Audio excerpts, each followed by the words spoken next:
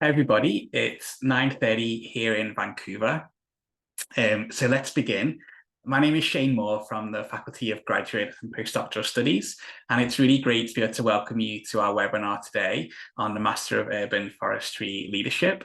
We've got a really great team who are ready to present and share more about the program. And we also want to answer your questions. So if you do have any questions, please use the Q&A. I'm going to turn the chat off shortly, but you can still post your questions in the Q&A. And you can also upvote questions. So if you see a question that someone else has posted and you want to hear the answer to that one, make sure that you upvote it. And we'll answer questions towards the end of the session. So do let us know your questions. Before we begin, I do just want to take a moment to acknowledge that we're broadcasting today from the traditional ancestral and unceded territory of the Musqueam, Squamish and Tsleil-Waututh people.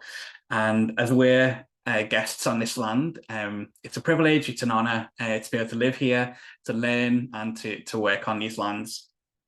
And what I've just spoken is something many of you may have heard before. It's a land acknowledgement, and it's something you'll often hear during your time at UBC, and that's because UBC Vancouver is located on the traditional and unceded territory of the Musqueam, and the Musqueam are one of the First Nations of Canada. So I know you're doing lots of research right now into the program, into UBC, but I'd also encourage you to read more about the history of this land, and particularly more about the Musqueam.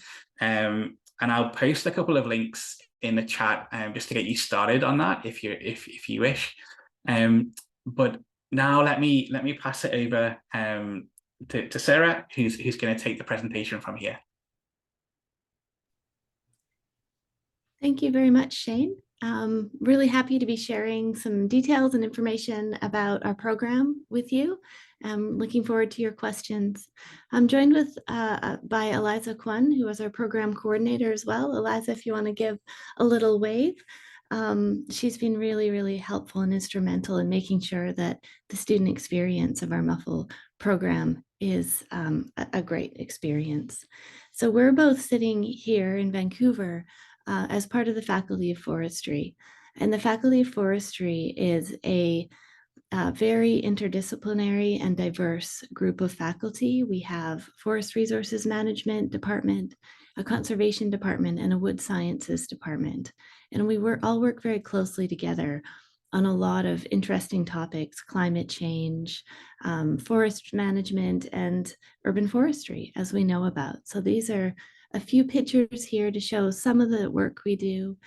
We have a wonderful building that we're very proud of with student spaces that even if you're in an online program, you're very welcome to come and use. We also have research forests that we can visit. And we have in our program opportunities for travel, which is very exciting. To get to the heart of what many of you are probably interested in this webinar for, let's go to the next slide where we talk very specifically about our new-ish Master of Urban Forestry Leadership Program. So this is an online master's program. You can do it full-time or part-time. So the full-time program is 13 months and the part-time program is 25 months. So we basically divide the courses in half. The full-time program is geared for students who are keen to stop what they're doing, not have a job, and focus exclusively on their studies and have a good time sort of learning about urban forestry and about leadership. And the 25-month part-time program is for those who would like to keep their jobs. And we've had some really great examples this year of students who are working in urban forestry positions, but sort of elevating their career while studying, even supported by the companies that they're working with. And so that takes about 25 months. And they're both course-based masters. So it's a lot of different courses from diverse faculty. We're really proud, because it's an online program, to have lots of international guest speakers. I think we had over 25 last year, leading experts in urban forestry. The beauty of an online program is you can read a paper by a scholar, and we can make a few calls through our networks and have that scholar come and talk about the details behind their research or behind their motivation.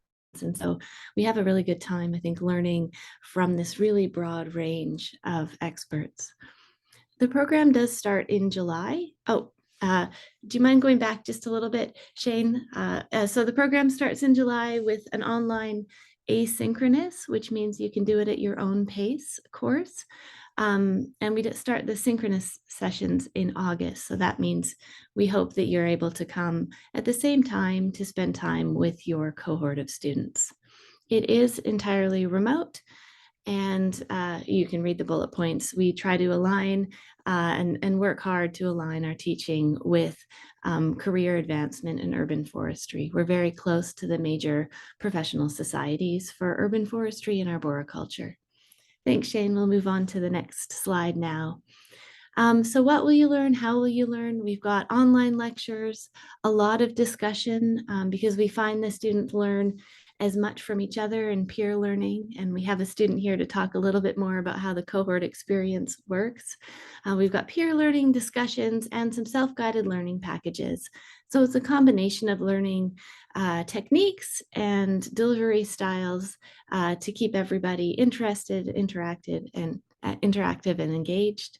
As I said, we have international leaders from across all types of urban forestry, government, business, academia, and nonprofits.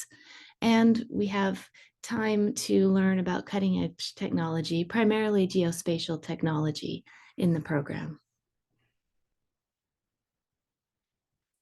Because it's an online program, we work really hard to build community, and I think Clara will speak a little bit to the community that we create for each of our cohorts.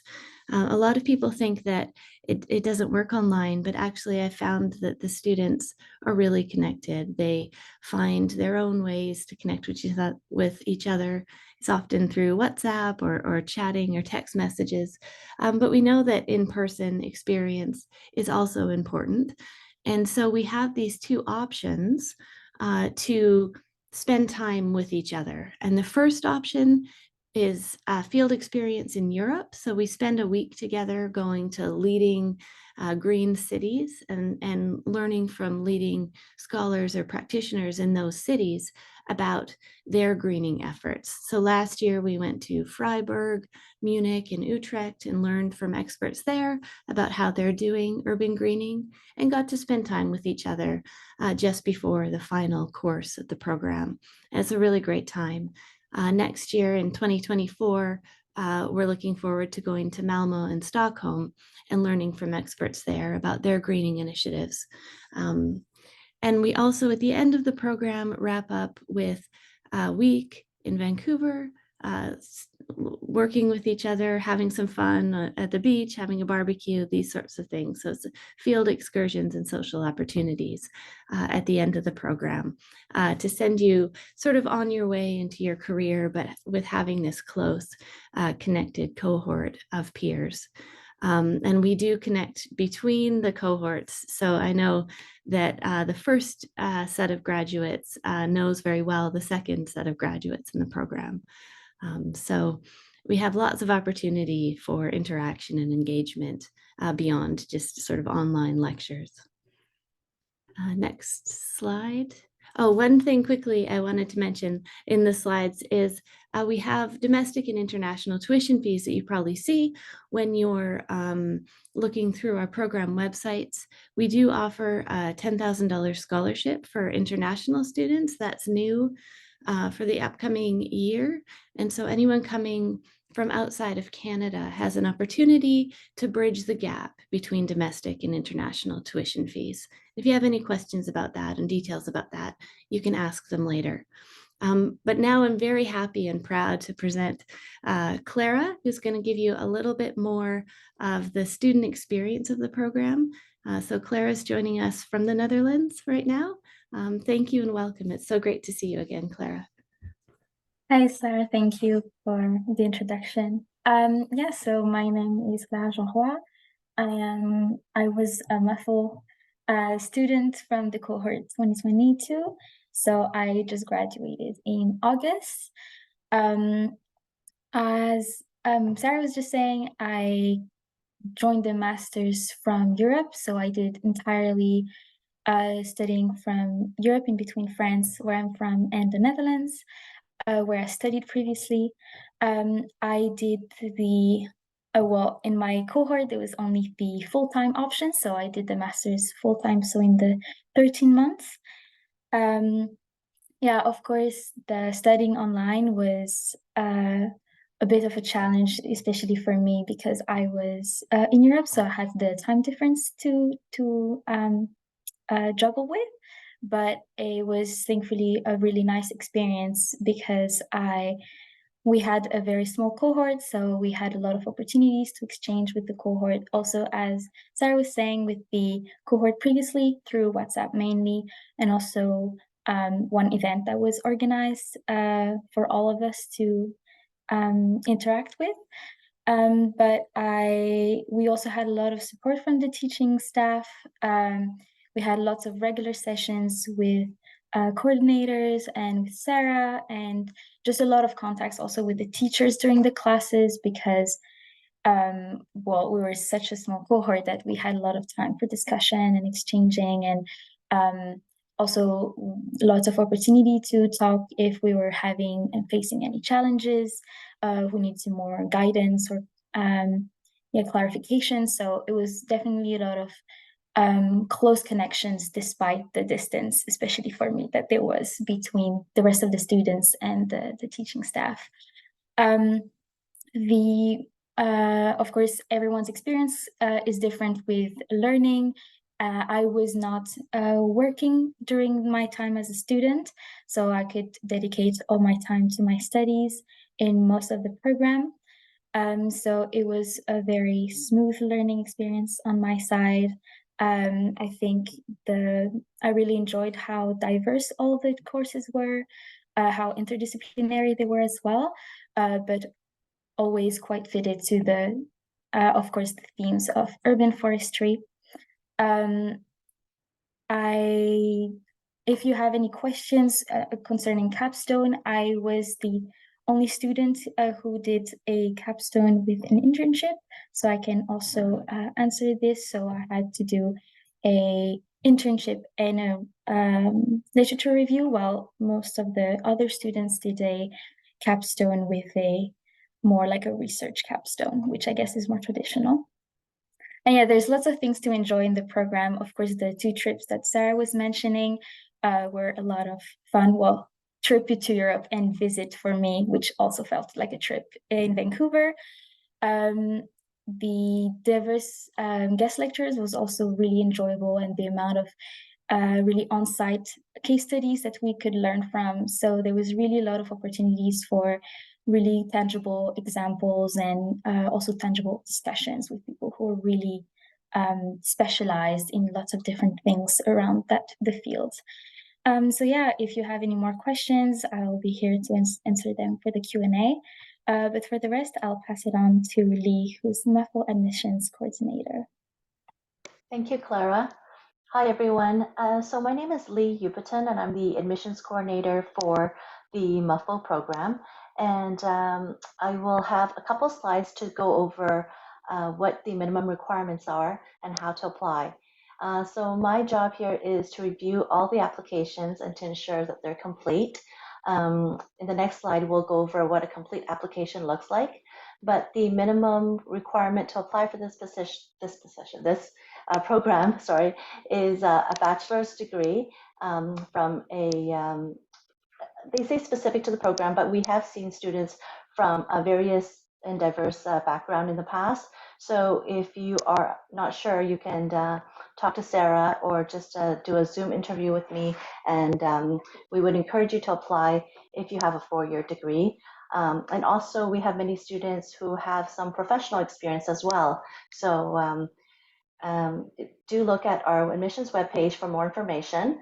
If you are in a school that English isn't the first language, we do require that you take an English language proficiency test. On our website is a list of all the English acceptable tests that we accept. And the deadline for the next intake, which is July 2024, is February 15th. Next slide, please. The application consists of the online application, which is, there's a link that's on our webpage. If you click how to apply, it'll take you straight to the online application. And there's also an application fee. We also require all copies of official transcripts from all the institutions you've attended. So you can upload those transcripts onto the online portal. And then we also require 3 reference letters. One of them ideally would be an academic reference who can attest to your academic ability. You also, like I said, send an English language test if it's required. And in the online application, there is a MUFL questionnaire, which is about 2 pages. And if you'll need to complete that and submit a letter of intent to tell us why you're interested in this program, and also a copy of your CV.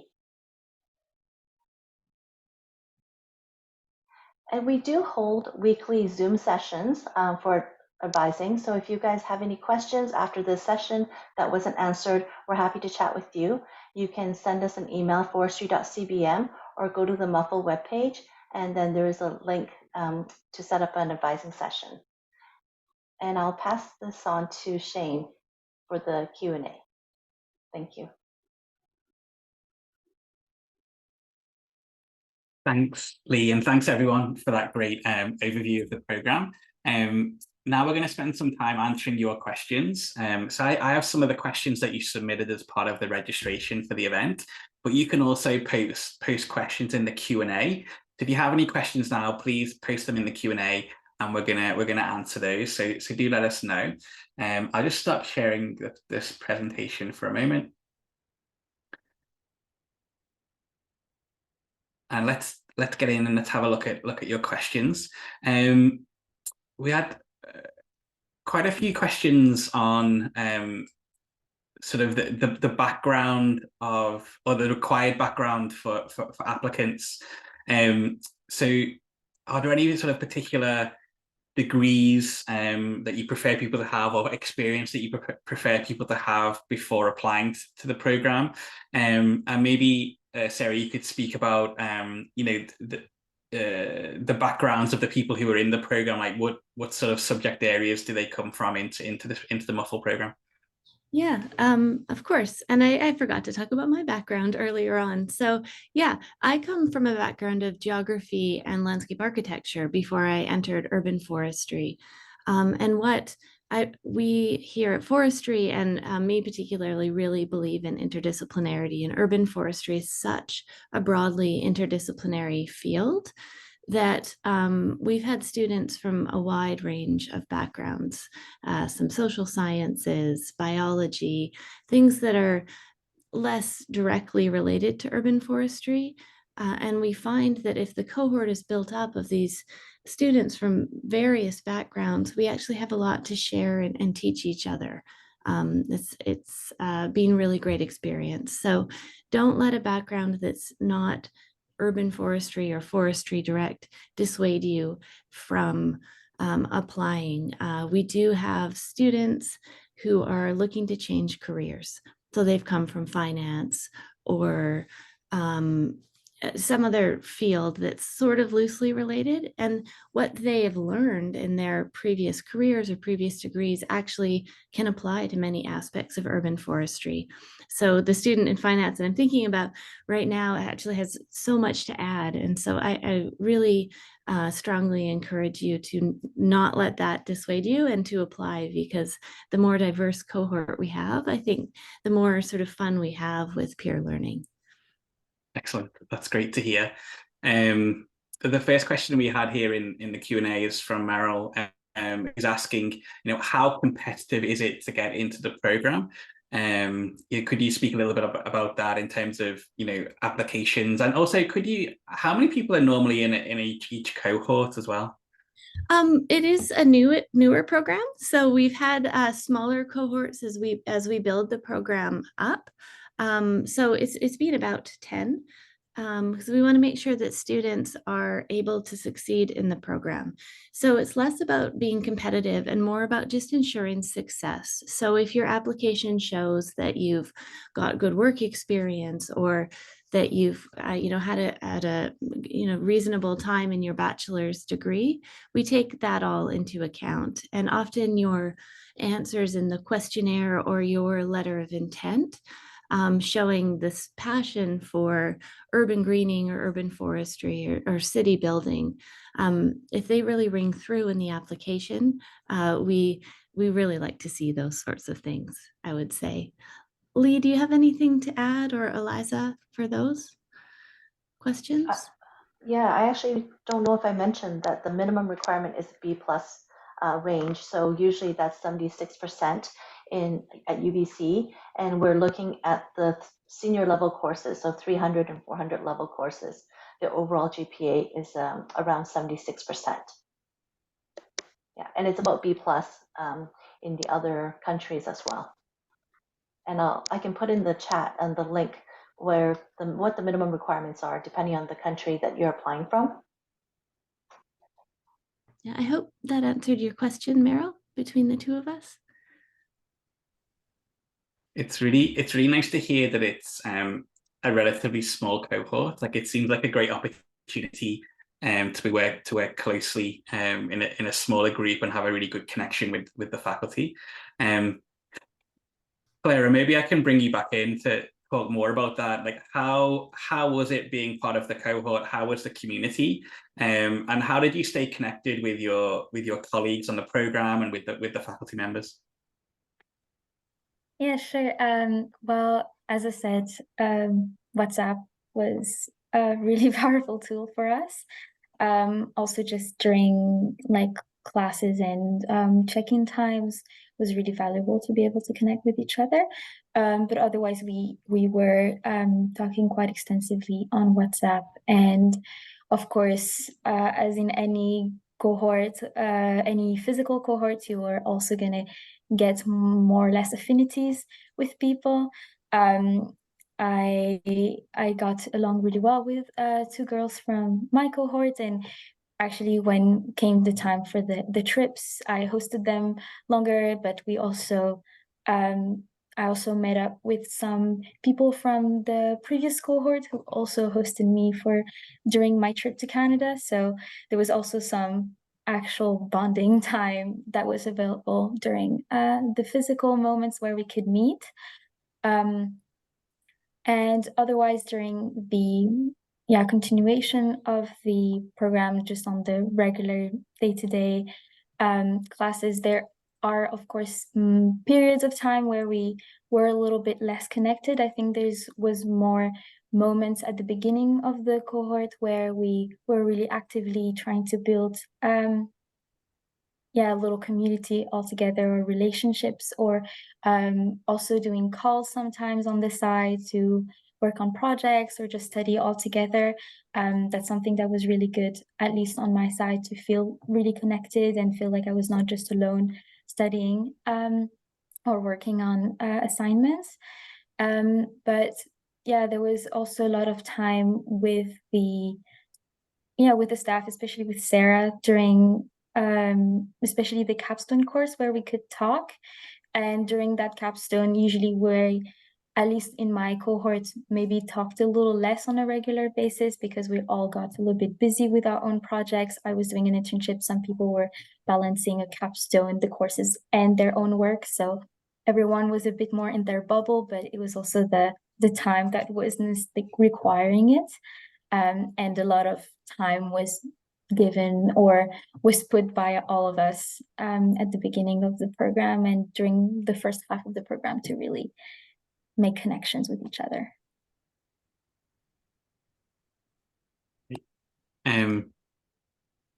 Just to follow up with that, another question from Meryl is, with class time and time for homework, approximately how many hours a week is expected for a part-time student?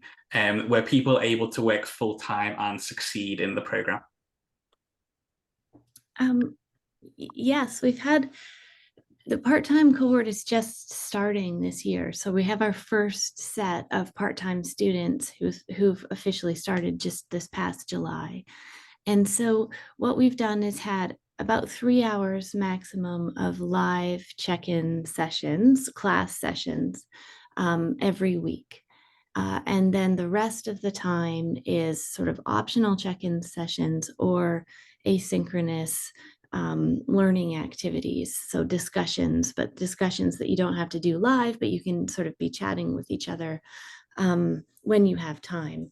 So it's about 3 hours of check-in time.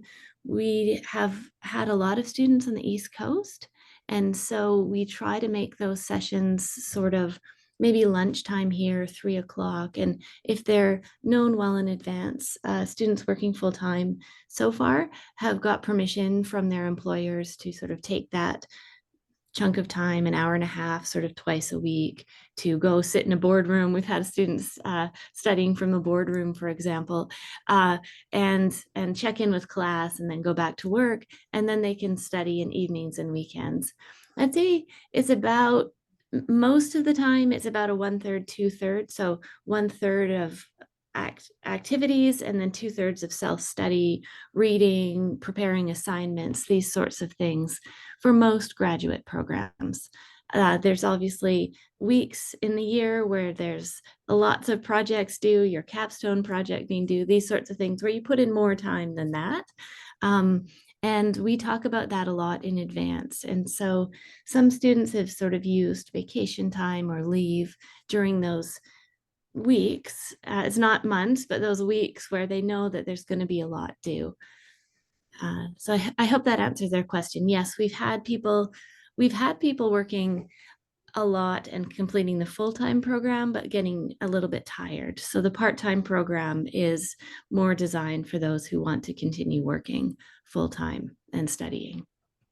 And what's the difference in length between part-time and full-time? Like how long would each take to complete? So it's basically double for the part-time program. So we've just taken half the classes and moved them into the second year. So you would start in July and end in August 2 years later is how that works. Sarah, I think this might be, sorry to just cut in. Maybe you could also mention how many classes you're taking as a part-time versus. Oh, of course. Thanks, Eliza. Yeah. Yeah, so it's 1 or 1.5 classes per term for the part-time students. So we at the University of British Columbia, one class is 3 credits. So you take 3 to 4.5 credits per term. The final term, your capstone course, is a 6-credit course. But for the part-time students, they'll have been working on it for a while. So those 6 credits won't feel like 6 hours of full-time work. So 1 credit is often 1 hour of live class time, if that makes sense, or asynchronous directed activity time. Great. Thanks everyone. That was great. Another question here from, oh, sorry, Clara, did you want to jump in? Yeah, I just wanted to add also for Mara's question that I was, for example, in projects also with people who are working full time, and we have a lot of team group works as well, and there's always a lot of opportunity to kind of adjust to each other's planning. And usually the people who had full-time jobs or were working the same time, we're gonna start with things a bit ahead and then could kind of rely on each other to like arrange the group. Of course, like when it's your own project, like your capstone, this doesn't apply, but there was quite a lot of group work during the program. So it always worked really well, at least in my experience. Mm-hmm.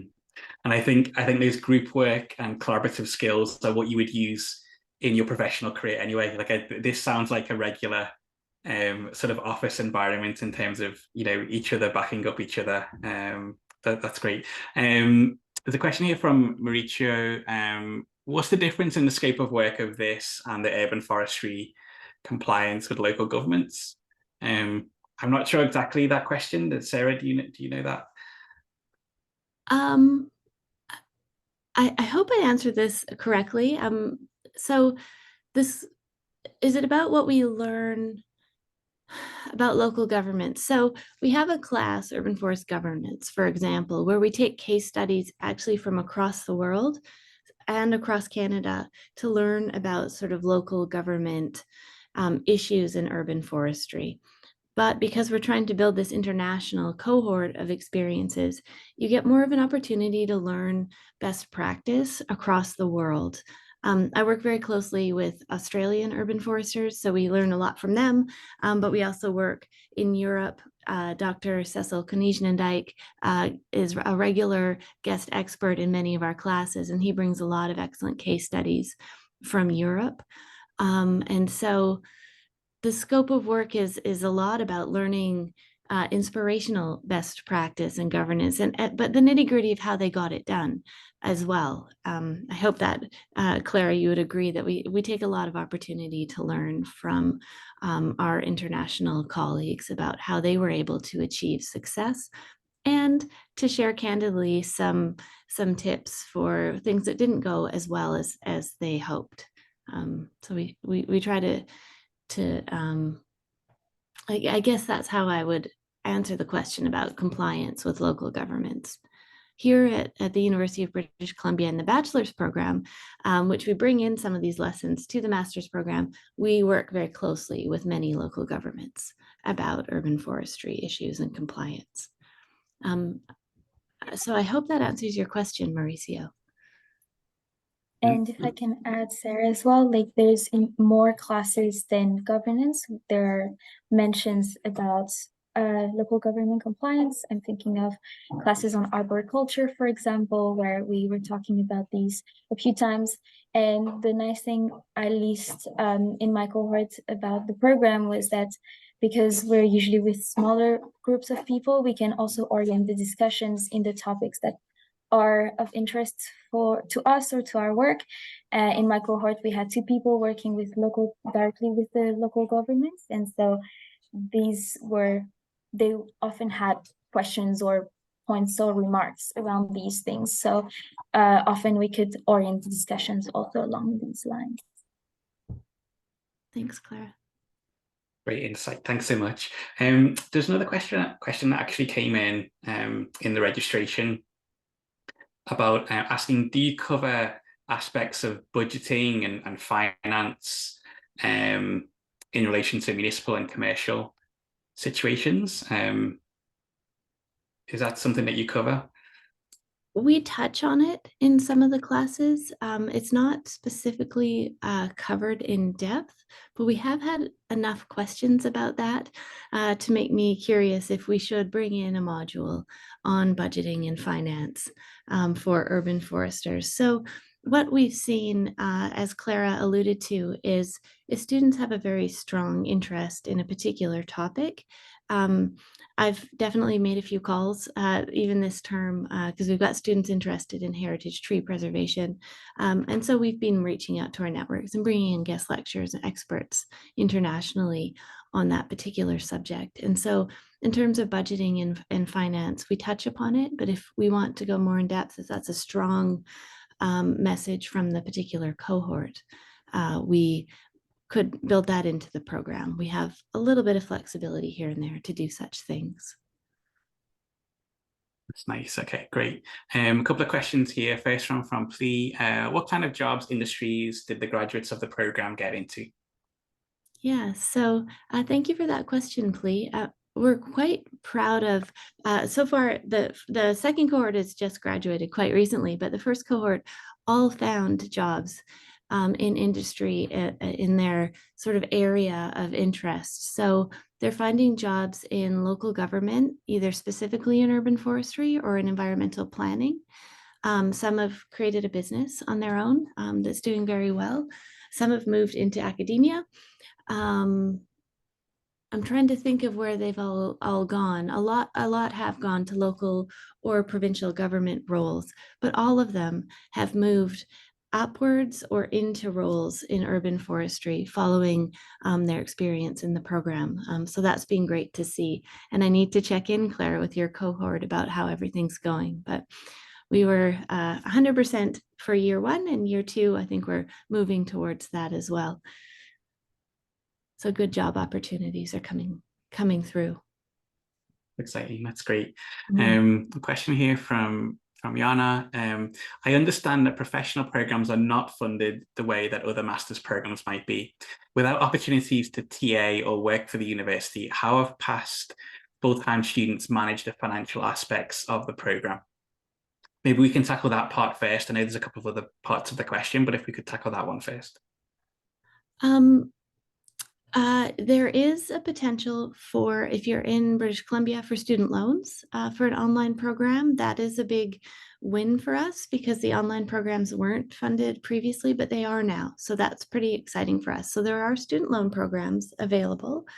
As Clara alluded to, you can do an internship for your final project. We're still working through the details of that, but that is the potential for your final project.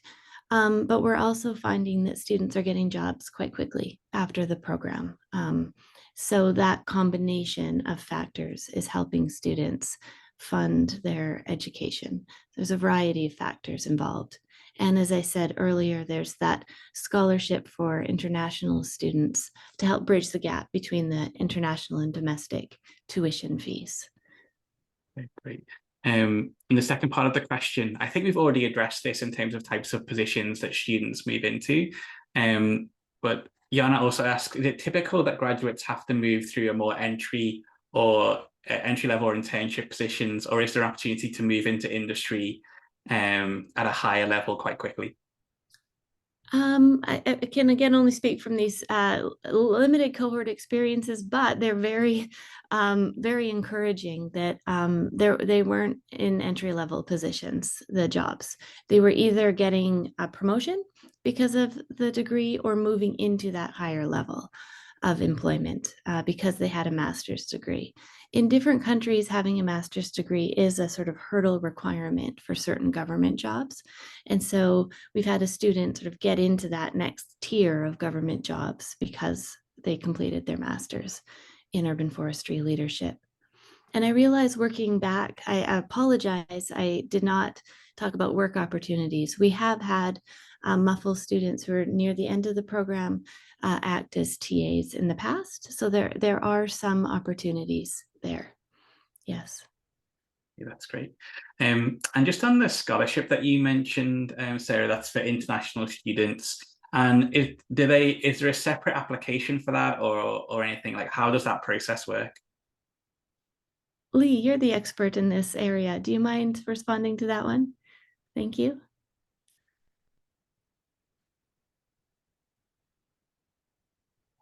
Sorry, I was trying to unmute myself and I got to a different screen.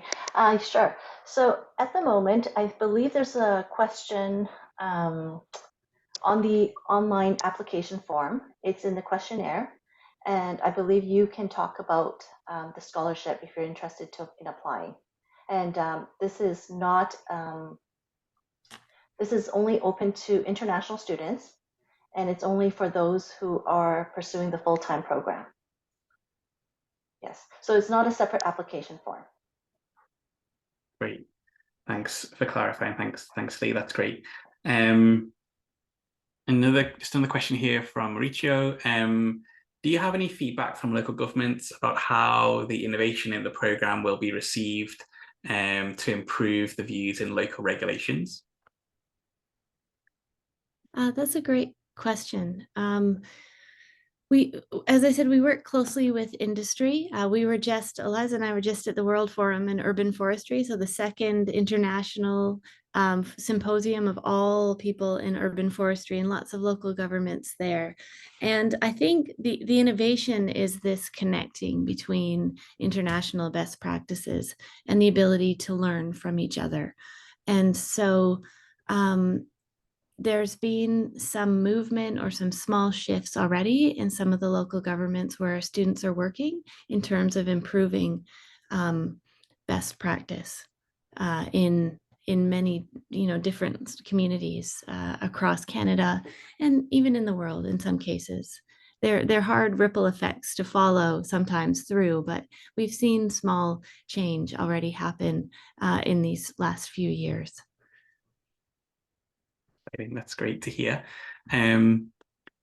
Lee asks, is there a big difference in terms of learning between this program and the Bachelor of Urban Forestry program? Many of the urban forestry topics are covered in both programs. So far, we haven't had students from BUF move into MUFL, as we call it. And there is enough overlap in learning. This program, the master's program, is geared towards people who've worked in the field for a few years at least, who have some experience to bring in, or job experience, not necessarily urban forestry job experience, or who are coming from another discipline. So it's not necessarily a 1-2-step program to go from BUF into the master's program. If we have a student who's very keen to expand their skills and has a strong idea for a capstone project, I wouldn't dissuade them from applying, but it would be great to have some conversations with them about sort of their needs and intentions moving forward. But there is a lot of overlap between the two programs, I would say. Just quickly, I've been reminded that we do have some internal funding opportunities. So there is a merit grant that one student per year gets. And Clara was that student. Congratulations, Clara. So there's a merit grant for the master's students that we give out every year. And there's a small travel fund that students can apply to as well, up to $600. Each program has a limited number of travel grants as well. And that can help you get to the Europe trip, for example. Excellent. These are really great questions. So thanks everyone for posting these. We've got a few more minutes to go. So if you do have any more questions, feel free to post them in the Q&A, and we'll answer them for you. There was a question that was posted in the registration, which was, how does this program relate to arborists in the industry? Is that something you could tackle for us, Sarah? Yeah, definitely. We were just at the International Society for Arboriculture conference in Albuquerque in August, speaking to a lot of arborists. We have had a good number of arborists enter the program. Arborists who are looking to a slight career shift, not a huge career shift, but a slight career shift sort of into the field of urban forestry for a variety of reasons. And so, yeah, it relates very closely to arboriculture. Yeah, it really, sorry, I keep getting distracted by the pop-up questions. It relates quite closely to arboriculture, and we have arborists teaching in our arboriculture class specifically, but we have strong relationships with the arboriculture community internationally as well. Thank you. Well, you've seen this question here from Malkamu. Could you please elaborate more about the travel grant that you just mentioned? Sure. So each of our professional master's programs at UBC has a limited amount of travel or professional development funding. So students can apply to that and get up to $600, depending on how many students apply, to work towards travel or professional development.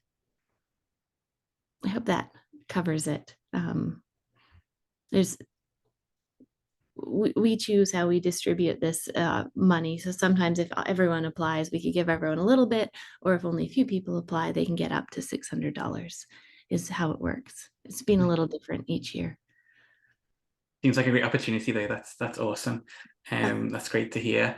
Please get the link for more details. Thank you, Lee. Okay. Yeah, and Malkamu said thank you. So I think that must have answered their question.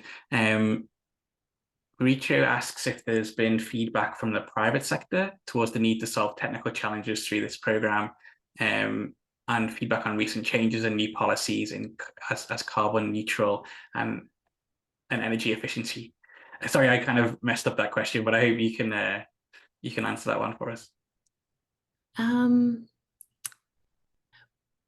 We don't get into deep technical solutions as much in the program. We talk about urban soils, we talk about geospatial engineering. There's quite a few technical issues involved in urban forestry.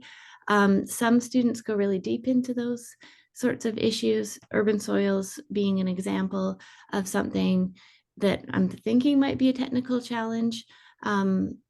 We do a little bit of work on urban heat modeling, but we don't go into great depth onto sort of every technical challenge. It's too many, but we will touch on many of the technical challenges in urban forestry through the program, and students do have that opportunity in their capstone if they like to dig deeper into some of those issues. I hope that answers the question. As a faculty, we work quite closely on carbon sequestration, carbon accounting, and energy efficiency projects, and we're able to bring in some of that expertise into the program as needed. Great. I mean, I think we've talked about this a little bit already, but Kufre asks, could you give examples of job designations or positions that grads have gone into? And they're also asking around sort of average salary ranges. I mean, I don't know if we have that data, but any sort of, I guess, any sort of info on that would be great as well. Sure. Job designations, things like urban forest manager, environmental planner A, B. There's different designations in different provinces. So it's above entry level. It's sort of at a junior management or middle management level is where we've seen most of our students get careers. Yeah. So That's environmental planner, urban forest manager are two examples. Parks, urban forest parks manager is one.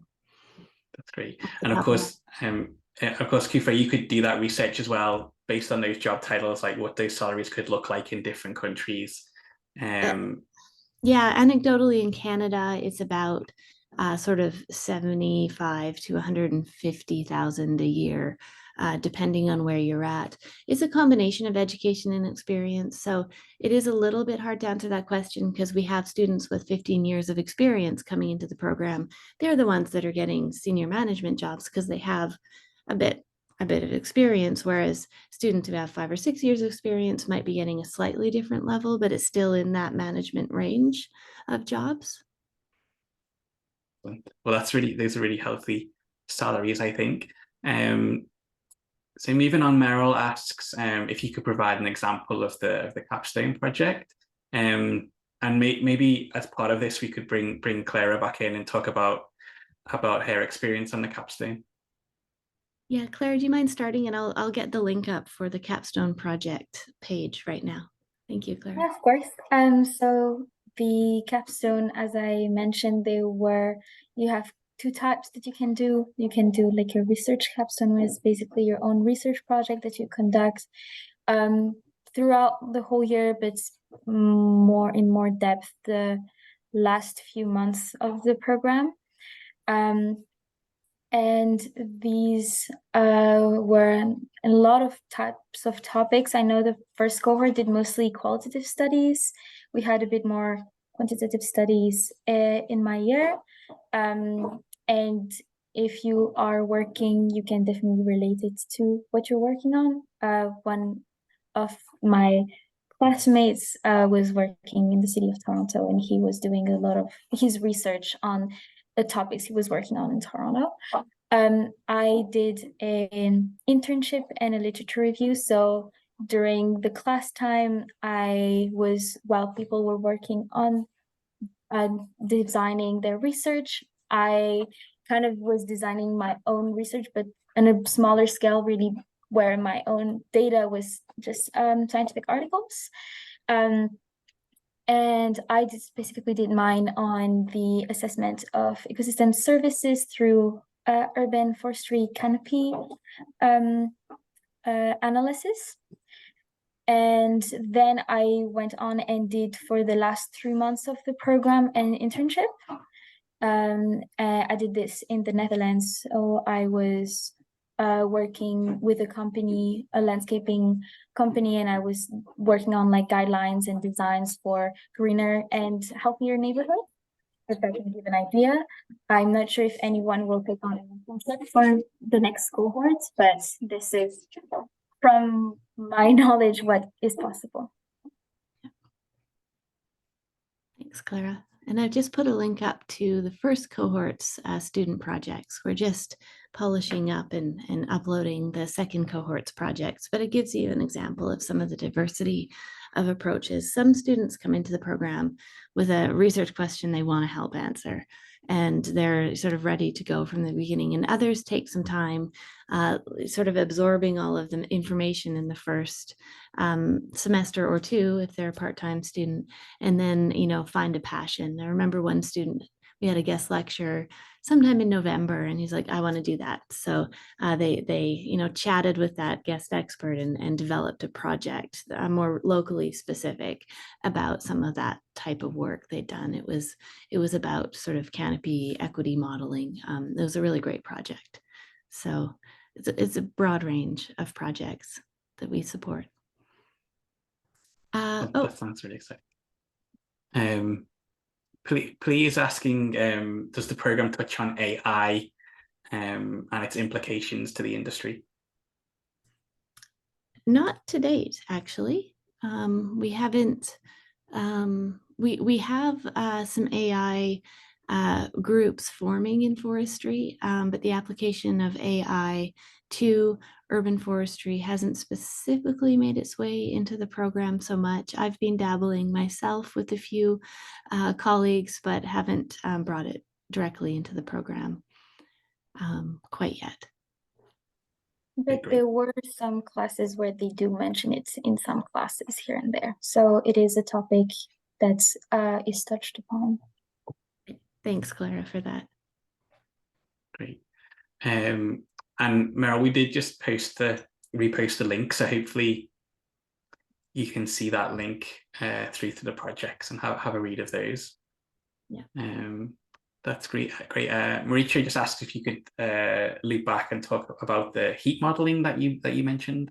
Yeah, that was just a research project that I happened to be involved in, modeling some of the building heat implications for urban forestry in Vancouver. So if that was of particular interest for a capstone in-depth study, of course, I can share the modeling and numbers and techniques with any of the students and help them build their own project related to urban heat modeling. And I usually present it in a class or two over the course of the project, so you get a sense of how things are going. We worked with modelers for that, and I wasn't actually in the in-depths of the modelers, but they're close colleagues. So there's opportunity to sort of bring in some of that expertise, particularly through some of the geomatics courses, or there's a course called Resources and Benefits Assessment that you're welcome to sort of try new techniques and technologies, and we support you in doing that as a student. And do you want me to just jump on to the next one? Very Please, much yeah. A land survey and mapping background would be a great fit. And a good complement to a career in forestry. Now we have an introductory geomatics course, and then encourage students throughout the term, different classes, different projects, they're able to do some mapping or geospatial analysis. One student did a pretty extensive geospatial analysis for their capstone project, and the teaching assistant who's been in all of our capstone classes has great expertise, and so she's very good at supporting students who want to do a geospatial analysis. If that's something you're interested in, Kufre, I don't know if you want to do something totally different, that's great as well. But we do have quite a good amount of geospatial expertise in the faculty to draw upon. Excellent. I feel like we've covered all of the questions, or I think all of the main points. So thanks for all of those answers. Sorry, Lee, did you want to jump in?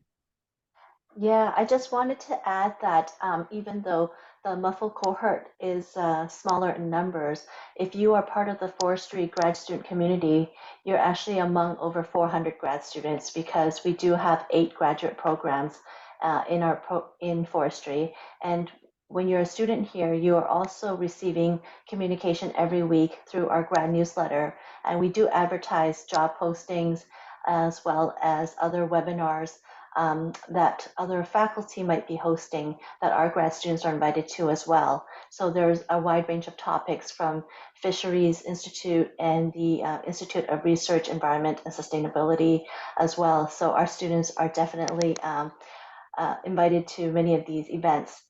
So even though they're online program, these events are actually, most of them are held through Zoom, the webinars. So the MUFL students are more than welcome to attend as well, if their schedule allows. That's it. Thanks. Awesome. And should we just tackle this one more question from Richo, just asking if there's a possibility to get a recognition as a land surveyor related certification with this program? No, there's no direct pathway to land surveyorship through the Masters of Urban Forestry Leadership. So that's great. Brilliant. Well, thank you, panel, for answering all of those questions. Maybe I can just pose one more question to sort of wrap things up. And obviously, everyone listening will hopefully be joining the program or becoming a grad student soon. What advice would you have for someone joining the program? What advice would you have for someone on being successful at grad school? Clara, I mean, you've been through this experience pretty recently. What would your tips be on being successful in the program? I think is being first open-minded to learning about different type of things and different types of approaches as well. Also like different types of courses and disciplines, because I think people working for a long time sometimes get really stuck, or like not necessarily stuck, but have their way of doing and seeing things. And I think it's a great opportunity to really broaden your range and be really willing to re-question the way you're doing things, because of course every time going into a new academic program, expectations are different, so there's always an adaptation period. And if at first the results are not exactly what you're expecting, not lose hope, because you learn along the way and you can definitely change the curve during the year. Thanks, Great, Clara. thanks. Eliza or Lee, do you have any comments?